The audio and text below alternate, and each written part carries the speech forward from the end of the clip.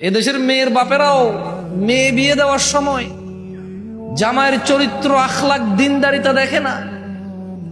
জামাই বন্ধু বান্ধব নিয়ে আসবে, হুন্ডা রাখার জায়গা করার জন্য জমি বিক্রি করে সুদের উপরের ঋণ নিয়ে টাকা ধার করে চিটারি বাটপারি করে দালান কোঠা তোলে, কারণ জামাই জামাই শুতে দিবে।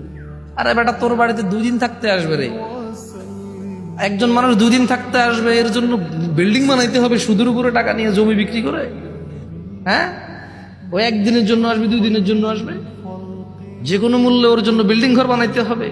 আর বেটা, তুই তোর শ্বশুর বাড়িতে যাবি 2 দিনের জন্য না রে, একবারে বিল্ডিং দেখেই বিয়ে করতে হবে।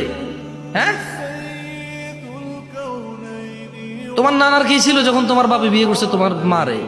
তোমার বাপের কি ছিল? এখন মাশাল্লাহ তোমার বাপে ভালো পয়সা করে ইনকাম করে, হালাল ভাবে ইনকাম করে। তোমরা টুকটাক মাশাল্লাহ জায়গা জমি কিনেছো, যে রাস্তার পাশে শতক 4 লাখ টাকা করে 5 শতক 10 শতক জায়গা কিনছো, তোমার বাপে কিনছে। তোমার নানার বাড়ি তো তোমার মামারা ঘর দুয়ার তুলে সুন্দর, এখন মাশাল্লাহ পরিবেশ সুন্দর, মানে পাকাপোক্ত করে ফেলেছে সবকিছু। তোমার মাকে যখন বিয়ে করেছে তোমার বাপ কিচ্ছু ছিল না, তো কি হয়েছে? তোমার মায়ের দিনদারিতা দেখে বিয়ে করছে।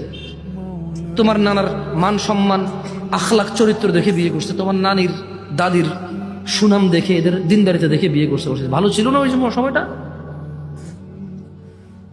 17 রকমের খানা পাকাও তোমরা বিয়েতে, গায়ে